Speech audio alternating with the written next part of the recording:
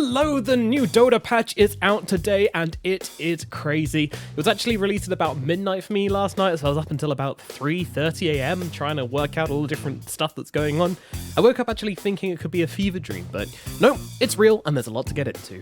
Now look, you've read the patch notes, you've watched the breakdowns, you don't need any of that. What you need is the next layer.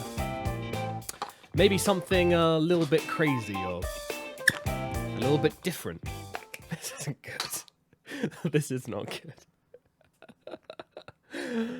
Maybe something insightful along the way, but ultimately, we're gonna find the nugget of truth in the middle. Enjoy. Enchantress is known for being a cute woodland faun who is friends with all the other woodland creatures. Except, you know, she does that thing where she possesses the father's centaur and forces it to murder its own child for a bit of money for Enchantress, but we won't get into that. This sick fuck is at it again with her new spell called Little Friends, which might as well be called Rabies. It makes every creep friendly, enemy, or neutral within 1,200 radius go absolutely rabid, attacking at 100 extra damage and moving at 100% extra movement speed. Now, there's the obvious thing here, which all the pudge pickers are going to think of straight away, which is like the Chen or maybe Nature's Prophet, but that's peanut brain. Invoker is where the real heat is if you want to do that kind of thing. Forge Spirits do minus armor, you throw on the Cold Snap and Alacrity as well, and you have a Machine Gun Forge Spirit melting away a target's armor. That's real damage, so you can do that, but there's another direction I want to go with this one. Now picture this, you're in the jungle, you're just minding your own business, farming some camps, and then all of a sudden Enchantress springs out of nowhere, and all of a sudden all of these neutral creeps are coming in on your location and attacking you. What's the worst thing that could possibly happen? I'm just saying, it could work. Next up we have Clockwork and Darkseer. Now these two have been bros since the dawn of time, but they've decided to take their relationship to the next level. Like any long-term relationship, mixing things up can really spice up the action, so it's Clockwork's turn to wear the pants in this relationship.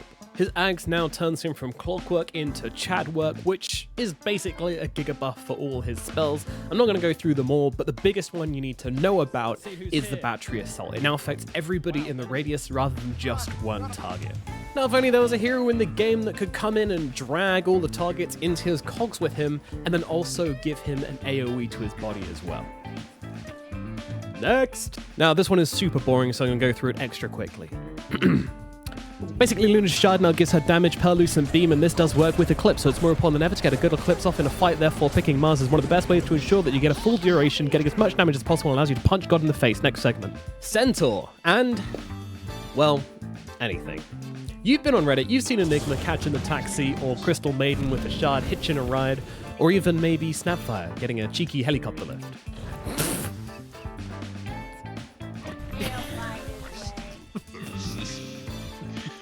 Will we see this? Do you want to pick it? In terms of actual viability inside a game, I think that still remains to be seen, but the fact that they are untargetable is that it's definitely a niche pickup and could really work in some lineups. Nature's Prophet new ability, Curse of the Old Growth, does damage and slow based on the amount of trees around the target. Other than Nature's Prophet, there is only one more character in the game who can make trees.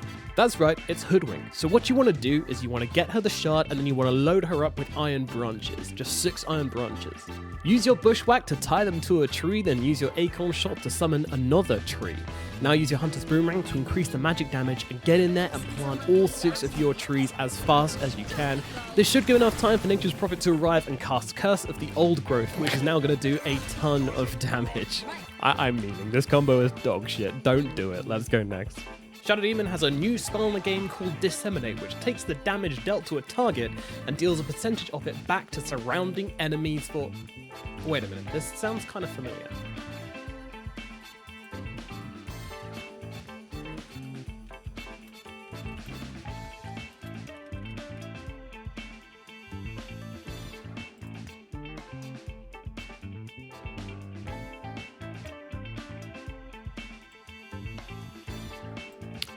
Huh.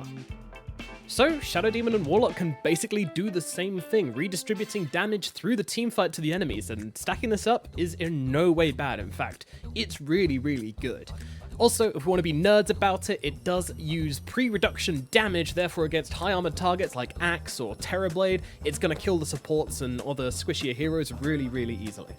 If you want to get really crazy, then we could add Grimstroke into the mix to double both of these spells and therefore just kind of get a recurring wave of damage going on.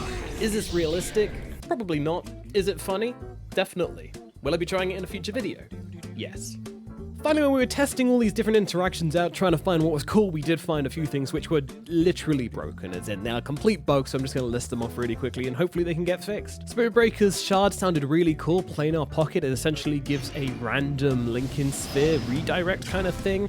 Pretty nifty. Unfortunately, all it does is cause the target to recast the spell on the Spirit Breaker himself. This gives the caster plenty of time to cancel the spell and not cast it at all, which means it's kind of useless. And yes, it will still go on cooldown.